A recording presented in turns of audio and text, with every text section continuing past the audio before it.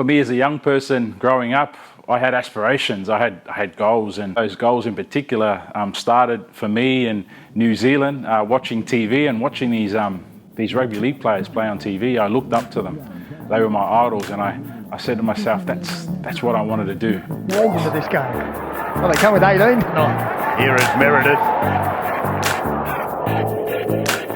I grew up in a loving family. Mum and dad took me to church every Sunday. I learned about God's love. I learned that He loved me. I learned that He had a plan for me. I learned that there was heaven and hell, and that I needed Jesus. I went to church because I thought it was something that I needed to do, but really it wasn't something that I wanted to do. And growing up in New Zealand, I watched TV. I saw a lot of my idols growing up playing on TV, and I said to myself, you know what, that's what I want to do. I want to be on TV. I want to be that person that people look up to and cheer on TV. So I really worked hard towards this goal. I put in the hard work to achieve this goal, and it started to really take over. It started to form my identity. I started to link in hard work and success. I started to link in hard work and the fruits coming from that hard work. On the footy field, if I would have a great game, I would have a great week. If I played really well, I knew that I was going to get that contract. I knew I was going to get that paycheck.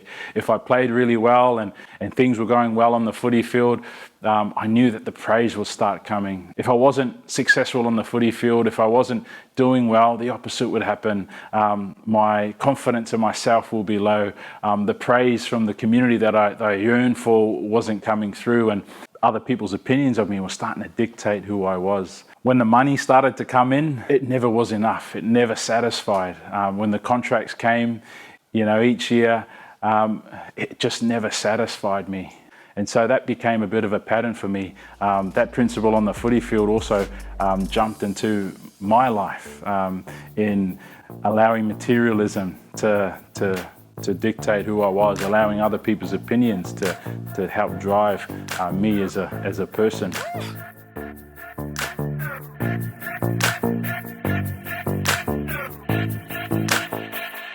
There was a pivotal moment for me when God really shifted and intervened and spoke in my life. It was actually on Good Friday, 2006. My childhood dream of playing on TV become a reality. It was a Good Friday at the Sydney Football Stadium. I got to play against my childhood heroes that I actually watched as a young person. Players like Darren Lockyer, Shane Webke, Petro Civoniceva, all these guys that I admired as a young person, well, it now became a reality. And not long into that game on that Friday night, Good Friday, that all come crashing down. I actually suffered a season-ending injury. Tupu, Anthony. Now Meredith is given a tough pass. But here is Eastwood for Brisbane. Eastwood, 3 metres from the line. Problem here for Steve Meredith as well. He's been quite impressive since coming into this game. He was the man who came up with the cop up of the football. And straight away there was concern and they brought him off. An hour of the game gone. And Brisbane will pop this over. I'm not sure. They lead 14-6, that's 8 points. They kick the goal at 16-6, that's 10 points. There is part of the casualty ward, Meredith. That Sunday, Easter Sunday, I just felt in my spirit that I really needed to get to church that Sunday. And so off I went to church in my crutches, and as soon as I walked into church, it felt like my heart was more open. It felt like my ears were, listening more intently to what was happening at church that morning. And in the book of Luke chapter 15, there's a story in there about Jesus talking about the shepherd and his sheep. There was a shepherd that had 100 sheep and one went missing.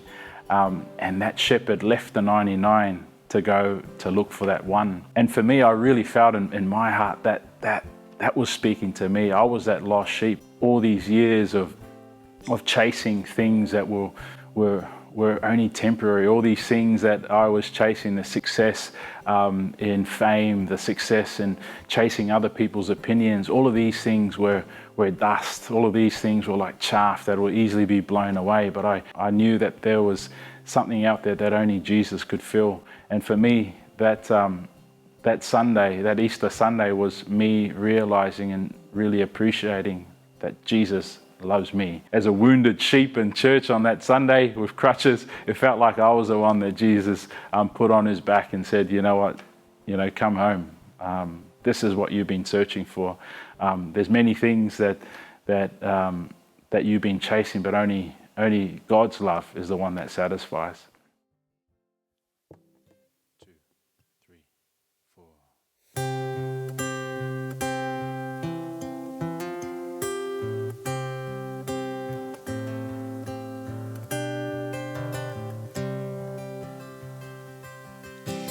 Jesus said that if I thirst, I should come to him. No one else can satisfy. I should come to him. Jesus said, if I am weak, I should come to him. No one else can be my strength. I should come to him. For the Lord is good and faithful. He will keep us day and night. We can always run to Jesus, Jesus strong and kind.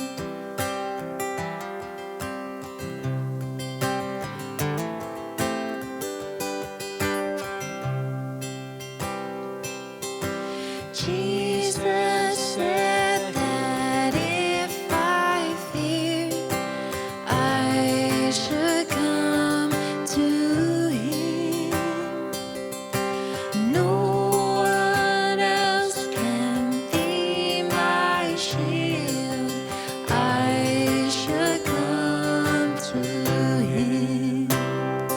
For the Lord is good and faithful. He will keep us day and night. We can always run to Jesus, Jesus strong and kind.